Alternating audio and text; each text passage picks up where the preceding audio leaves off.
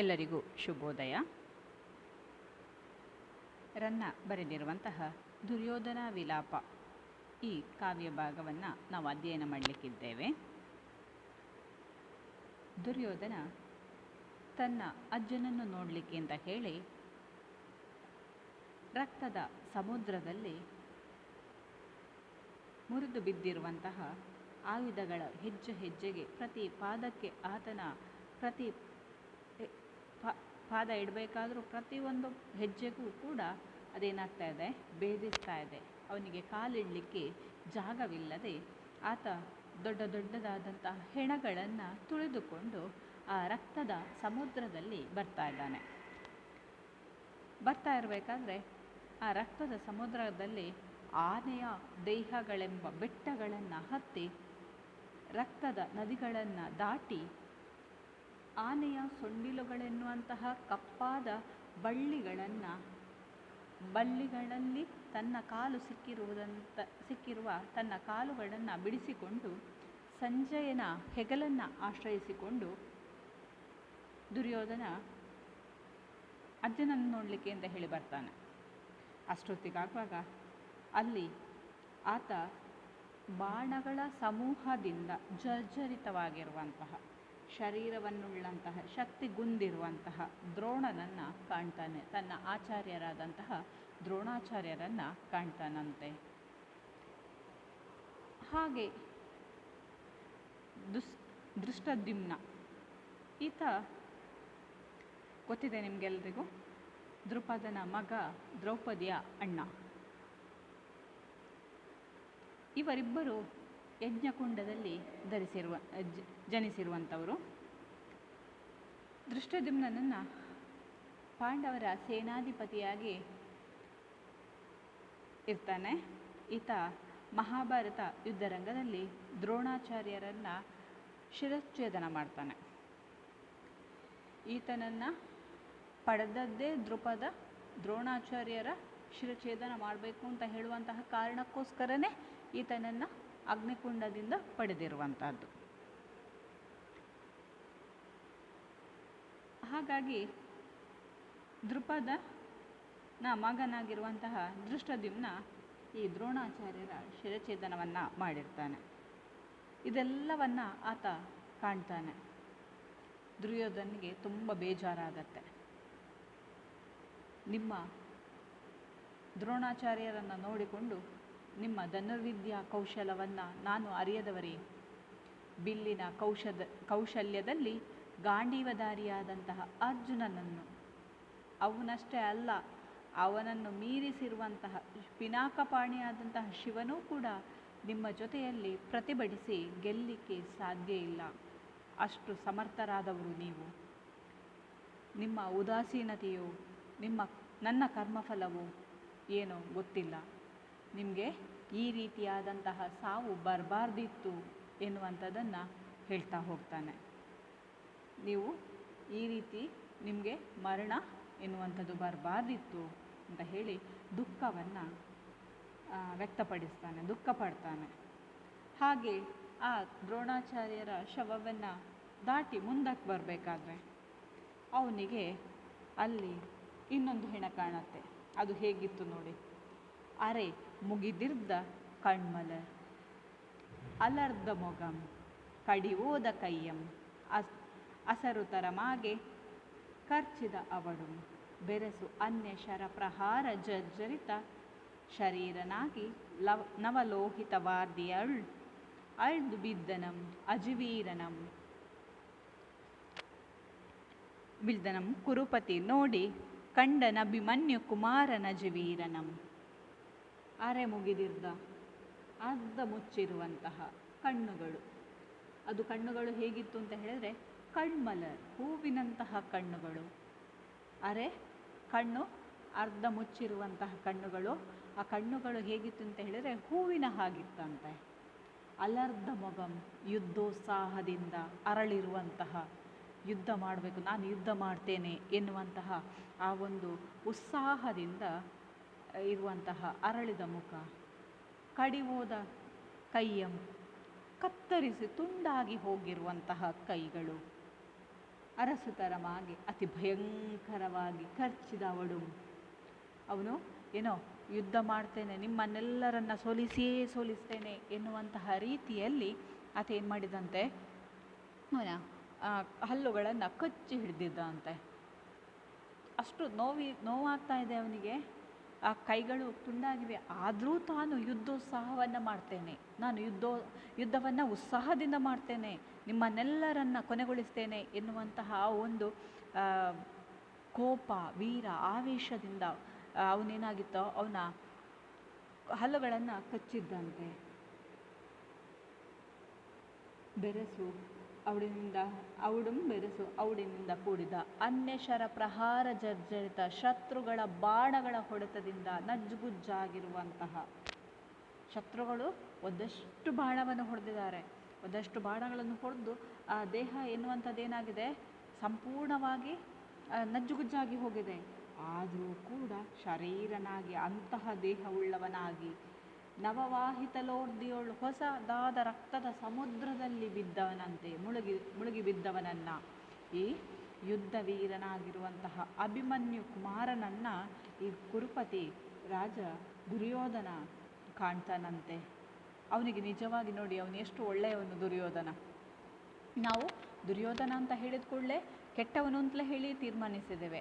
ಇಲ್ಲ, ದುರ್ಯೋಧನನೂ ಕೂಡ ಒಳ್ಳೆಯವನು. ಯಾಕಂತ ಹೇಳಿದರೆ ಅಭಿಮನ್ಯು ಕುಮಾರನನ್ನು ಕಂಡಾಗ ಅವನಿಗೆ ಆ ಬಾಲಕನ ಯುದ್ಧೋತ್ಸಾಹ ಏನಿದೆ ಅದು ಅವನಿಗೆ ಖುಷಿಯಾಗತ್ತೆ ಒಂದು ರೀತಿಯಲ್ಲಿ.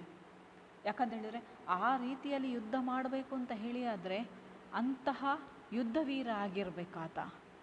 ಅವನನ್ನು ಪ್ರಶಂಸಿಸ್ತಾನೆ, ಅಲ್ಲಿ ಮೆಚ್ಚಿಕೊಳ್ತಾನೆ. ಅಂತಹ ಅಭಿಮನ್ಯು ಕುಮಾರನನ್ನು ಕುರು ರಾಜನಾದಂತಹ ದುರ್ಯೋಧನ ಕಾಣ್ತಾನಂತೆ. ಅಂತ ಅಹಿಕೇತನ ನೋಡಿ ಹಾಗೆ ಅವನನ್ನು ಸರ್ಪಧ್ವಜನಾದಂತಹ ದುರ್ಯೋಧನನ ರಥದಲ್ಲಿ ಇರುವಂತಹ ಧ್ವಜ ಹೇಗಿದೆ ಅಂತ ಹೇಳಿದರೆ ಸರ್ಪಧ್ವಜ ಅಂತೆ. ಅಹಿಕೇತನ ಅಂತ ಹೇಳಿದರೆ ಸರ್ಪವನ್ನು ಧ್ವಜದಲ್ಲಿ ಧರಿಸಿರುವಂಥವನು ಅಂತ ಹೇಳಿ. ಅಂತಹ ಅಹಿಕೇತನನ್ನು ನೋಡಿ ಅಹಿಕೇತನ ಅಭಿಮನ್ಯು ಕುಮಾರನನ್ನು ನೋಡಿ ಅಲ್ಲಿಂದ ಮುಂದಕ್ಕೆ ಬರ್ತಾನಂತೆ. ಅಲ್ಲಿಂದ ಮುಂದಕ್ಕೆ ಬಂದಾಗ ಗುರು ಪಣ್ಣಿದ ಚಕ್ರವ್ಯೂಹ ರಚನೆ ಪಿರರ್ಗೆ ಪುಗಲ್ ಅರಿದು ಅದಂ ಪೊಪ್ಪು ರಣಾಜಿರದೊಳ್ ಅರಿಂದ್ರಪರಂ ಇಕ್ಕಿದ ನರಸುತ ನಿನ್ನೊರೆಗೆ ದೊರೆಗೆ ಗಂಡರು ಒಳರೆ. ಅಯ್ಯೋ, ಏನು ಅಭಿಮನ್ಯು ನೀನು, ಎಂತಹ ದ್ರೋಣಾಚಾರ್ಯರು, ಗುರುವಾದಂತಹ ದ್ರೋಣಾಚಾರ್ಯರು ರಚಿಸಿರುವಂತಹ ಚಕ್ರವ್ಯೂಹವನ್ನು ಪ್ರವೇಶಿಸಲು ಬೇರೆ ಯಾರಿಗೂ ಸಾಧ್ಯವೇ ಇಲ್ಲ. ಅಂತಹ ಅಸಾಧ್ಯವಾದಂತಹ ಆ ಚಕ್ರವ್ಯೂಹ ರಚನೆಯನ್ನು ನಮ್ಮ ಗುರು ದ್ರೋಣಾಚಾರ್ಯರು ಮಾಡಿದರು. ಅಂತಹ ಆ ಚಕ್ರವ್ಯೂಹವನ್ನು ರಣರಂಗದಲ್ಲಿ ಪ್ರವೇಶಿಸಿ ರಣರಂಗದಲ್ಲಿ ಶತ್ರು ರಾಜರನ್ನು ಕೊಂದಂತಹ ಅಭಿಮನ್ಯು, ನಿನಗೆ ಸರಿಸಮನಾದ ಪರಾಕ್ರಮಿಗಳು ಯಾರಾದರೂ ಇದ್ದಾರೆಯೇ? ನಿನಗೆ ಯಾರಾದರೂ ಸರಿ ಅಂತ ಹೇಳುವವರು, ನಿನ್ನ ಆ ಶಕ್ತಿ ಸಾಮರ್ಥ್ಯಕ್ಕೆ ಸರಿಹೊಂದುವಂತಹ ಶಕ್ತಿವೀರರು ಇನ್ನೊಬ್ಬ ರಾಜರು ಇರಲಿಕ್ಕೆ ಸಾಧ್ಯವೇ ಇಲ್ಲ. ಯಾಕಂತ ಹೇಳಿದರೆ ಯಾರಿಗೂ ಅದನ್ನು ಭೇದಿಸಲಿಕ್ಕೆ ಗೊತ್ತಿಲ್ಲದೆ ಇರುವಂತಹ ಸಂದರ್ಭದಲ್ಲೂ ಕೂಡ ನೀನು ಇನ್ನೂ ಬಾಲಕನಾಗಿದ್ದು ಈ ರೀತಿಯಲ್ಲಿ ಇರಬೇಕಾದ್ರೆ, ನೀನು ಬಾಲಕನಾಗಿ ಇರಬೇಕಾದ್ರೆ ಅಲ್ಲಿ ಗುರು ರಚಿಸಿರುವಂತಹ ದ್ರೋಣಾಚಾರ್ಯರು ರಚಿಸಿರುವಂತಹ ಆ ಒಂದು ಚಕ್ರವ್ಯೂಹವನ್ನು ಭೇದಿಸಿದ್ದೀಯ ಅಲ್ವಾ? ನಿನಗೆ ಸರಿಸಮನಾದಂಥವ್ರು ಯಾರಾದರೂ ಇದ್ದಾರೆಯೇ ಅಂತ ಹೇಳಿ ದುರ್ಯೋಧನ ಏನು ಮಾಡ್ತಾನಂತೆ, ಅಭಿಮನ್ಯುವನ್ನು ಕೊಂಡಾಡ್ತಾನಂತೆ. ಅಸಮಬಲದ್ವಿಕ್ರಮ, ನೀನು ಏನಾಗಿದ್ಯಾ? ಅಸಮಬಲದ್ವಿಕ್ರಮ, ನಿನಗೆ ನಿನ್ನಂತಹ ಪರಾಕ್ರಮವನ್ನು, ಅಸದೃಶವಾದಂತಹ ಶಕ್ತಿಯನ್ನುಳ್ಳಂತಹ ಭವದ್ವಿಕ್ರಮ, ನಿನ್ನ ಪರಾಕ್ರಮ ಏನಿದೆ ಅದು ಬೇರೆಯವರಿಗೆ ಬರಲಿಕ್ಕೆ ಸಾಧ್ಯವೇ ಇಲ್ಲ. ಬೇರೆ ಯಾರಿಗೂ ಅದು ಬರ್ತದೆ ಅಂತ ಹೇಳಲಿಕ್ಕಂತೂ ಖಂಡಿತ ಸಾಧ್ಯವೇ ಇಲ್ಲ. ಯಾಕಂತ ಹೇಳಿದರೆ ನೀನು ಅಷ್ಟೊಂದು ಪರಾಕ್ರಮಿಯಾಗಿದ್ದೀಯಾ. ನಿನ್ನಂತಹ ಪರಾಕ್ರಮಿಗಳು ಯಾರಿದ್ದಾರೆ? ಬೇರೆ ಯಾರಿರ್ಲಿಕ್ಕೆ ಸಾಧ್ಯ ಇಲ್ಲ. ನಾನು ನಿನ್ನಲ್ಲಿ ಇಷ್ಟು ಮಾತ್ರ ಬೇಡಿಕೊಳ್ತೇನೆ, ನಿನ್ನ ಸಾಹಸದಲ್ಲಿ ಒಂದಂಶಕ್ಕೆ ಅನುಗುಣವಾದಂತಹ ವೀರಮರಣ ನನಗೆ ಬರಲಿ. ರಾಜರಿಗೆಲ್ಲರಿಗೂ ಯುದ್ಧರಂಗದಲ್ಲಿ ಸಾಯಬೇಕು ಎನ್ನುವಂಥ ಆಸೆ ಇರ್ತದಂತೆ. ಹಾಗಾದರೆ ಅವರು ನೇರವಾಗಿ ಸ್ವರ್ಗಕ್ಕೆ ಹೋಗ್ತಾರಂತೆ. ವೀರಮರಣವನ್ನು ಹೊಂದಬೇಕು. ಅಂತಹ ನಿನ್ನಂತಹ ವೀರಮರಣ, ಇಷ್ಟು ಚಿಕ್ಕ ಬಾಲಕನಾಗಿ ನಿನಗೆ ವೀರಮರಣ ಸಿಕ್ಕಿದೆ.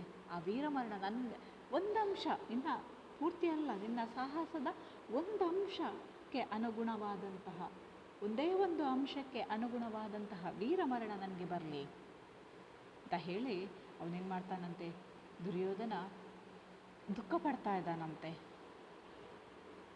ಈ ರೀತಿ ದ್ರೋಣಾಚಾರ್ಯರು ರಚಿಸಿರುವಂತಹ ಆ ಒಂದು ಚಕ್ರವ್ಯೂಹವನ್ನು ಭೇದಿಸಲಿಕ್ಕೆ ಯಾರಿಂದನೂ ಸಾಧ್ಯ ಇಲ್ಲ. ಅಂತಹ ಪರಿಸ್ಥಿತಿಯಲ್ಲೇ ನೀನೊಬ್ಬ ಇಷ್ಟು ಸಣ್ಣ ಬಾಲಕನಾದರೂ ನೀನು ಅಷ್ಟು ಧೈರ್ಯದಿಂದ ಆ ಚಕ್ರವ್ಯೂಹವನ್ನು ಭೇದಿಸಿ ಅಲ್ಲಿರುವಂತಹ ಶತ್ರು ರಾಜರನ್ನು ಕೊಂದು ನೀನೇನು ಮಾಡ್ತಾ ಇದೆಯಾ, ನಿನ್ನ ಪರಾಕ್ರಮವನ್ನು ಎಲ್ಲರಿಗೂ ತೋರಿಸಿದ್ಯಾ. ಆದ ಕಾರಣ ನಿನ್ನ ಆ ಸದೃಶವಾಗಿರುವಂತಹ ಶಕ್ತಿ, ನಿನ್ನಲ್ಲಿರುವಂತಹ ಶಕ್ತಿ ಏನಿದೆ, ನಿನ್ನ ಪರಾಕ್ರಮ ಏನಿದೆ, ಅದು ಬೇರೆ ಯಾರಿಗೂ ಬರಲಿಕ್ಕೆ ಸಾಧ್ಯವೇ ಇಲ್ಲ. ನಾನು ನಿನ್ನಲ್ಲಿ ಇಷ್ಟು ಮಾತ್ರ ಕೇಳಿಕೊಳ್ತಾ ಇದ್ದೇನೆ, ನಿನ್ನ ಸಾಹಸಕ್ಕೆ ಸರಿಯಾದಂತಹ, ಸಾಹಸದಲ್ಲಿ ಒಂದು ಅಂಶಕ್ಕೆ ಸರಿಯಾದಂತಹ ಒಂದೇ ಒಂದು ಅಂಶ, ಆ ಅಂಶಕ್ಕೆ ಅನುಗುಣವಾಗಿರುವಂತಹ ವೀರಮರಣ ನನಗೆ ಪ್ರಾಪ್ತಿಯಾಗಲಿ ಎಂದು ಆತ್ಮದೊಳೆ ಬಗೆದು ಎಂದು ಆತ ಏನು ಮಾಡ್ತಾನಂತೆ, ಆತ್ಮದಲ್ಲಿ ತನ್ನಲ್ಲಿ ತಾನೇ ಬಗೆದು ಹೇಳಿಕೊಂಡು ಚಿಂತಿಸಿ ಅಂತೂ ಅಭಿಮನ್ಯುವಿಗೆ ಕೈಗಳನ್ನು ಮುಗಿದು, ಅಭಿಮನ್ಯುಗೆ ಏನು ಮಾಡ್ತಾನಂತೆ, ಕೈಗಳನ್ನು ಮುಗಿತಾನಂತೆ. ಅಯ್ಯೋ ನೀನು ಎಂದ ಆತ್ಮದೊಳೆ ಮುಗಿದು ಕೈಗಳನ್ನು ಮುಗಿದು ಬರುತ್ತಂ ತನ್ನ ಮಗನಪ್ಪ ಲಕ್ಷಣ ಕುಮಾರನಂ ನೆನೆದು ಮನ್ಯೋತ್ಕಂಠನಾಗಿ ತದಾ ಸನ್ನ ಪ್ರಸನ್ನದೊಳು ತನ್ನ ಕುಮಾರನಂ ಕಂಡು ಪುತ್ರ ಸ್ನೇಹ ಕಾತರ ಹೃದಯನಾಗಿ ಗಾಂಧಾರಿ ನಂದನಂ ಭಾನುಮತಿ ನಂದನನ ವದನಾರವಿಂದಮಂ ನೋಡಿ. ಅಲ್ಲಿ ಏನಾಗತ್ತಂತೆ, ಈ ರೀತಿ ಅಭಿಮನ್ಯುವನ್ನು ಹೊಗಳಿಕೊಂಡು ಆತನ ಶಕ್ತಿ, ಪರಾಕ್ರಮ, ಪೌರುಷವನ್ನು ಕೊಂಡಾಡಿಕೊಂಡು ಆತನಿಗೆ ಕೈ ಮುಗಿದು ಅಲ್ಲಿಂದ ಮುಂದಕ್ಕೆ ಬರ್ತಾನಂತೆ. ಮುಂದಕ್ಕೆ ಬರಬೇಕಾದ್ರೆ ತನ್ನ ಆತ್ಮದಲ್ಲಿಯೇ ಬಗೆದು ಚಿಂತಿಸಿಕೊಂಡು ಅಭಿಮನ್ಯುವಿಗೆ ಕೈಗಳ ಮುಗಿದು ಮುಂದಕ್ಕೆ ಬರ್ತಾ ಇರಬೇಕಾದ್ರೆ ಅಲ್ಲಿ ತನ್ನ ಮಗನಾದಂತಹ ಲಕ್ಷಣ ಕುಮಾರನನ್ನು ನೆನೆತಾನಂತೆ. ಜ್ಞಾಪಕಕ್ಕೆ ಬರ್ತಾನೆ, ತನ್ನ ಮಗನಾದಂತಹ ಲಕ್ಷಣ ಕುಮಾರನೂ ಇದ್ದ, ತನಗಿವಾಗ ಯಾರೂ ಇಲ್ಲ, ನಾನು ಎಲ್ಲರನ್ನ ಕಳ್ಕೊಂಡಿದ್ದೇನೆ. ಭಾರದಿಂದ, ಮನ್ಯೋತ್ಕಂಠ, ದುಃಖದಿಂದ ತುಂಬಿರುವಂತಹ, ದುಃಖದಿಂದ ಅವನಿಗೇನಾಗ್ತಾ ಇದೆ, ತನ್ನ ಮಗನನ್ನು ನೆನೆದಾಗ ದುಃಖ ಒತ್ತರಿಸಿ ಬರ್ತಾ ಇದೆ. ಕಂಠನಾಗಿ, ಕೊರಳುಳ್ಳವನಾಗಿ, ಮನ್ಯೋತ್ಕಂಠನಾಗಿ ಅವನಿಗೆ ಮಾತಾಡ್ಲಿಕ್ಕೆ ಆಗ್ತಾ ಇಲ್ಲ. ದುಃಖ ಏನಾಗ್ತಾ ಇದೆ, ಒತ್ತರಿಸಿ ಬರ್ತಾ ಇದೆ. ತದಾಸನ್ನ, ಅಲ್ಲೇ ಹತ್ತಿರದಲ್ಲಿರುವಂತಹ ಪ್ರದೇಶದಲ್ಲಿ ತನ್ನ ಕುಮಾರನಂ ಕಂಡನಂತೆ. ತನ್ನ ಮಗನಾದಂತಹ ಲಕ್ಷಣ ಕುಮಾರನೂ ಕೂಡ ಸ್ವಲ್ಪ ದೂರದಲ್ಲಿ ಬಿದ್ದಿದ್ದಾನಂತೆ. ಆ ಬಿದ್ದಿರುವಂಥ ತನ್ನ ಮಗನಾದ ಲಕ್ಷಣ ಕುಮಾರನನ್ನು ಕಂಡಾಗ ಆತನಿಗೇನಾಗ್ತದೆ, ಪುತ್ರ ಸ್ನೇಹ ಕಾತರ ಹೃದಯನಾಗಿ, ಪುತ್ರ ಪ್ರೇಮದಿಂದ ತನ್ನ ಮಗ ಎನ್ನುವಂತಹ ಆ ಒಂದು ಪ್ರೀತಿ ಏನಾಗತ್ತೆ, ಉಕ್ಕಿ ಬರ್ತಾ ಇದೆಯಂತೆ. ಕಳವಳಗೊಂಡ ಹೃದಯವನ್ನಾಗಿ ಕಳವಳಗೊಳ್ತಾನಂತೆ. ಅಯ್ಯೋ ನನ್ನ ಮಗ ಬಿದ್ದಿದ್ದಾನಲ್ಲಿ, ನನ್ನ ಮಗ ಬಿದ್ದಿರುವಂಥದ್ದು, ಅಯ್ಯೋ ಅವನು ಸತ್ತು ಹೋಗಿದ್ದಾನೆ, ಅಭಿಮನ್ಯು ಹೀಗೂ ಸತ್ತಿದ್ದಾನೆ, ಅಂತಹ ಸಣ್ಣ ಪ್ರಾಯದ ಬಾಲಕನೇ ಇವನು ಕೂಡ ಸತ್ತು ಹೋಗಿದ್ದಾನಲ್ವಾ ಅಂತ ಹೇಳಿಕೊಂಡು ಬೇಜಾರಾಗ್ತದಂತೆ. ಹೃದಯವುಳ್ಳವನಾಗಿ ಗಾಂಧಾರಿ ನಂದನಂ, ಗಾಂಧಾರಿಯ ಮಗನಾದಂತಹ ದುರ್ಯೋಧನ, ಭಾನುಮತಿ ನಂದನ, ದುರ್ಯೋಧನನ ಹೆಂಡತಿಯರು ಭಾನುಮತಿಯ ಮಗನಾದಂತಹ ಲಕ್ಷಣ ಕುಮಾರನನ್ನು ಅಲ್ಲಿ ನೋಡ್ತಾನಂತೆ. ತನ್ನ ಮಗನಾದಂತಹ ಲಕ್ಷಣ ಕುಮಾರನ ಮುಖವನ್ನು ನೋಡ್ತಾನೆ. ಮುಖಕಮಲವನ್ನು ನೋಡಿ, ವದನಾರವಿಂದಮಂ ನೋಡಿ, ಮುಖಕಮಲವನ್ನು ನೋಡಿ ಆತ ತುಂಬ ದುಃಖ ಆಗತ್ತಂತೆ. ಮಗನ ಹತ್ರ ಕೇಳ್ತಾನಂತೆ ಏನು ಅಂತ, ಜನಕಂಗೆ ಜಲಾಂಜಲಿಯಂ ತನೂಭವಂ ಕುಡುವುದುಚಿತ, ಅದು ಗೆಟ್ಟಿಗಳ್ ನಿನಗಾಂ ಕೊಡುವಂತಾದುದೇ, ತನೂಜಂ ನೀಂ ಕ್ರಮ ವಿಪರ್ಯಂ ಮಾಡುವುದೇ. ಸಾಮಾನ್ಯವಾಗಿ ಲೋಕದಲ್ಲಿ ಇರುವಂತಹ ವಾಡಿಕೆಗಳು.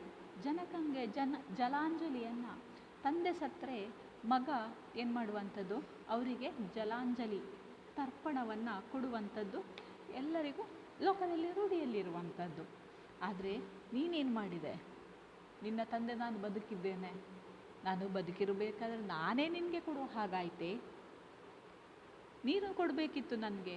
ಲೋಕದಲ್ಲಿ ರೂಢಿಯಾಗಿರುವಂಥದ್ದು ತಂದೆಗೆ ಮಕ್ಕಳು ತರ್ಪಣವನ್ನು ಕೊಡುವಂಥದ್ದು ಲೋಕದಲ್ಲಿ ರೂಢಿಯಾಗಿರುವಂಥದ್ದು. ಆದರೆ ಇವಾಗ ಏನು ಮಾಡಿದೆ ನೀನು? ಕ್ರಮ ವಿಪರ್ಯಂ ಮಾಡಿದೆ. ಕ್ರಮ ಪದ್ಧತಿ, ಆ ಒಂದು ಪದ್ಧತಿ ಏನಿದೆ, ತಂದೆ ಸತ್ತಾಗ ತಂದೆಗೆ ಮಕ್ಕಳು ಏನು ಮಾಡುವಂಥದ್ದು, ಜಲಾಂಜಲಿ ತರ್ಪಣವನ್ನು ಕೊಡುವಂಥದ್ದು, ಅದು ಲೋಕ ರೂಢಿಯಲ್ಲಿರುವಂಥದ್ದು. ನೀನೇನು ಮಾಡಿದೆ? ಆ ಕ್ರಮವನ್ನು ತಪ್ಪಿಸಿದೆ ಅಲ್ವಾ? ನಾನು ನಿನ್ನ ತಂದೆ ಇನ್ನೂ ಬದುಕಿದ್ದೇನೆ, ನೀನು ನನಗೆ ಕೊಡಬೇಕಿತ್ತು, ನೀನೇನು ಮಾಡಿದೆ? ನಾನು ನಿನಗೆ ಕೊಡುವ ಹಾಗೆ ಮಾಡಿದೆಯಲ್ವಾ? ಈ ರೀತಿ ವ್ಯತ್ಯಾಸಗೊಳಿಸುವುದು ಸರಿಯೇ ಮಗನೇ ಅಂತ ಹೇಳಿ ಆ ಸತ್ತು ಬಿದ್ದಿರುವಂತಹ ತನ್ನ ಮಗನಾದಂತಹ ಲಕ್ಷಣ ಕುಮಾರನ ಹೆಣದ ಮುಂದೆ ಈತ ಅಳ್ತಾ ಇದ್ದಾನಂತೆ, ದುಃಖ ಪಡ್ತಾ ಇದ್ದಾನಂತೆ. ತನ್ನ ತಂದೆಗೆ ತರ್ಪಣವನ್ನು ಕೊಡುವಂಥದ್ದು ಯೋಗ್ಯವಾಗಿರುವಂಥದ್ದು, ಆದರೆ ಅದನ್ನು ನೀನೇನು ಮಾಡಿದೆ? ಹಾಳು ಮಾಡಿಬಿಟ್ಟೆ. ಆ ಒಂದು ಪದ್ಧತಿಯನ್ನು ನೀನು ಹಾಳು ಮಾಡಿಬಿಟ್ಟೆ. ನಿನಗೆ ನಾನು ಕೊಡುವಂತಹ ಒಂದು ಪದ್ಧತಿಯನ್ನು ನೀನು ಸೃಷ್ಟಿ ಮಾಡಿಬಿಟ್ಟೆ ಅಂತ ಹೇಳಿ ಅಲ್ಲಿ ಏನು ಮಾಡ್ತಾನೆ? ಬೇಜಾರು ಮಾಡ್ತಾ ಇದ್ದಾನಂತೆ.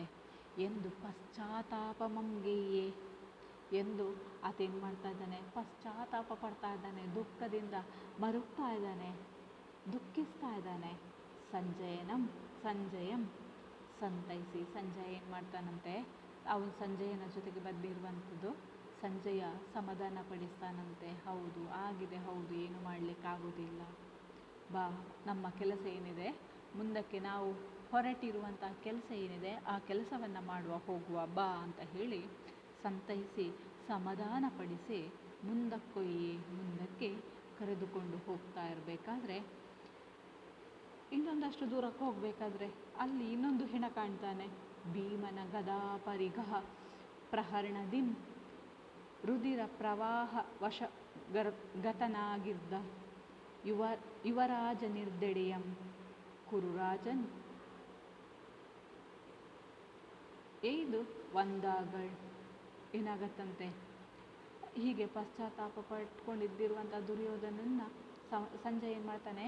ಸಮಾಧಾನ ಪಡಿಸ್ತಾನೆ.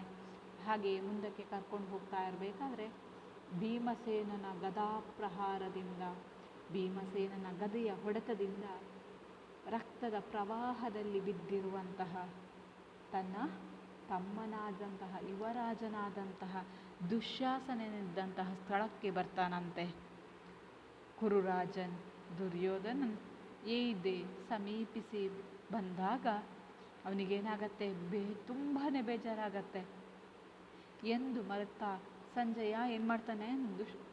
ದುರ್ಯೋಧನನ್ನ ಕರ್ಕೊಂಡು ಹೋಗ್ತಾ ಇರಬೇಕಾದ್ರೆ ಅಲ್ಲಿ ದುಶ್ಯಾಸನನ ಹೆಣವನ್ನು ಕಾಣ್ತಾನೆ. ಅವಾಗ ಅವನಿಗೆ ದುಃಖ ಮತ್ತಷ್ಟು ಉಕ್ಕಿ ಬರ್ತಾ ಇದೆ. ನಿನ್ನಂ ಕೊಂದಂ ಗಡಮೊಳ ಕೊಂದವನನ್ ಇಕ್ಕಿ ಕೊಲ್ಲದೆ ಮಾಂಡನ್ ಆನ್ ಇನ್ನುಂ ಒಳೆಂಗಡ ಕೂರ್ಮೆಗಂ ಎನ್ನ ಸೌಧರ್ಮಿಕೆಗಂ ಸಾಲದೆ. ಎನ್ನ ಸೌಧನ್ಯಕ್ಕೆ ನಿನ್ನನ್ನು ಕೊಂದವನು ಇನ್ನೂ ಬದುಕಿದ್ದಾನೆ, ಇನ್ನೂ ಇದ್ದಾನೆ. ನಿನ್ನಂ ಕೊಂದಂ ಗಡಮೊಳ ನಿನ್ನ ಕೊಂದಿರುವಂತಹ ಯಾರು ಆ ಭೀಮ ಇನ್ನೂ ಇದ್ದಾನೆ. ಕೊಂದವನನ್ನು ಇಕ್ಕಿ ಕೊಲ್ಲದೆ ಹೋದರೆ, ಅವನನ್ನು ಕೊಂದವನ ನಿಕ್ಕಿ ಕೊಲ್ಲದೆ ಮಾಡ್ದ, ಅವನನ್ನು ಬಿಟ್ಟು ಬಿಟ್ರೆ ಅಂತ ಹೇಳಿದರೆ ನೀನು ತೋರಿದ ಪ್ರೀತಿಗೆ ನಾನು ತೋರಿದ ಸೌಜನ್ಯ ಇಷ್ಟು ಸಾಲದೆ ಅಂತ ಕೇಳ್ತಾನೆ. ನಿನ್ನ ಕೂರ್ಮೆಗದೆನ್ನ, ನಿನ್ನ ಒಳ್ಳೆಯತನಕ್ಕೆ, ನಿನ್ನ ಸೌಧರ್ಮಿಕೆಗೆ, ನೀನು ತೋರಿರುವಂತಹ ಪ್ರೀತಿಗೆ ನಾನು ಇಷ್ಟು ತೋರಿದ ಸೌಜನ್ಯ ಇಷ್ಟು ಸಾಲದೆ. ನಿನ್ನನ್ನು ಕೊಂದವನನ್ನು ಕೊಲ್ಲದೆ ಬಿಟ್ಟಿರುವೇನಲ್ಲ ಅಂತ ಹೇಳಿ ದುರ್ಯೋಧನ ದುಃಖ ಪಡ್ತಾ ಇದ್ದಾನೆ. ನಾನು ನಿನ್ನನ್ನು ಕೊಂದಿರುವಂತಹ ಆ ಭೀಮಸೇನನನ್ನು ಕೊಲ್ಲದೆ ನಾನು ಬಿಟ್ಟಿದ್ದೇನಲ್ವಾ, ಅದು ನಾನು ಮಾಡಿರುವಂತಹ ತಪ್ಪು. ಇಷ್ಟು ಸಾಲದೆ ನಾನು ನಿನಗೆ ತೋರಿಸಿರುವಂತಹ ಪ್ರೀತಿ ಅಂತ ಕೇಳ್ತಾನೆ. ಜನನಿ ಸ್ತನ್ಯಮನುಂಡೆನ್ ಆಂ ಬಳಿಕ ನೀ ಉಂಡೆ ಸೋಮಾಮೃತ ದಿವ್ಯ ಭೋಜನಂ ಎಂಬ ಇಂತು ಇವೆನ್ ಬಳಿಕ ನೀ ಉಂಡೆ ಬಾಲತ್ವದಿಂ ಎಲ್ಲಿಯೂ ವಿನಯೋಲ್ಲಂಘನ ಮಾಡಿದುದಿಲ್ಲ ಹ ವಸ ದುಶಾಸನ ಮನೆಯೊಳ್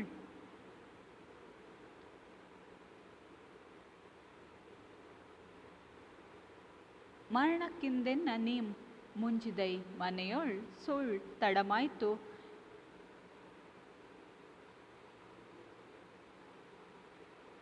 ನೀ ಎನ್ನಿಂದೆ ಮುಂಚಿದೈ ನೀನೇನು ಮಾಡಿದೆ ತಾಯಿಯ ಹುಟ್ಟುವಾಗ ಮೊದಲು ನಾನು ಹುಟ್ಟಿದೆ ತಾಯಿಯ ಮೊಲೆ ಹಾಲನ್ನು ನಾನು ಊಟ ಮಾಡಿದ ಬಳಿಕ ನೀನು ಊಟ ಮಾಡಿದೆ ತಾಯಿಯ ಹಾಲನ್ನು ಕುಡಿಬೇಕಾದರೂ ಕೂಡ ನಾನು ಮೊದಲು ಕುಡಿದಿರುವಂಥದ್ದು ಬಳಿಕ ನೀನು ಕುಡಿದಿರುವಂಥದ್ದು ಸೋಮರಸ ದಿವ್ಯ ಭೋಜನವನ್ನು ನಾನುಂಡ ಬಳಿಕ ನೀನು ಊಟ ಮಾಡಿದೆ ಬಾಲ್ಯದಿಂದ ಎಲ್ಲಿಯವರೆಗೂ ವಿನಯವನ್ನು ಮೀರಿ ನಡೆದಿಲ್ಲ ಕ್ರಮ ಉಲ್ಲಂಘನೆಯನ್ನು ಮಾಡಲಿಲ್ಲ ಹಾವಸ ದುಶ್ಯಾಸನ ಯುದ್ಧದಲ್ಲಿ ಮಾತ್ರ ಸರದಿ ಕ್ರಮವನ್ನು ತಪ್ಪಿ ಸಾವಿನಲ್ಲಿ ನನಗಿಂತ ನೀನು ಮುಂದಾದೆಯಲ್ಲ ನೀನು ಯಾಕೆ ಮುಂದೆ ಸತ್ತೆ ಯಾಕಂತೇಳಿದ್ರೆ ಮೊದಲು ನಾನು ಸಾಯಬೇಕಿತ್ತು ಆನಂತರ ನೀವೆಲ್ಲರೂ ಸಾಯಬೇಕಿತ್ತು ಆದರೆ ಇವಾಗ ಏನು ಮಾಡಿದೆ ನೀನು ಎಲ್ಲೂ ಕೂಡ ಆ ಒಂದು ಕ್ರಮವನ್ನು ತಪ್ಪಿಸಲಿಲ್ಲ ಕ್ರಮ ಪ್ರಕಾರವಾಗಿ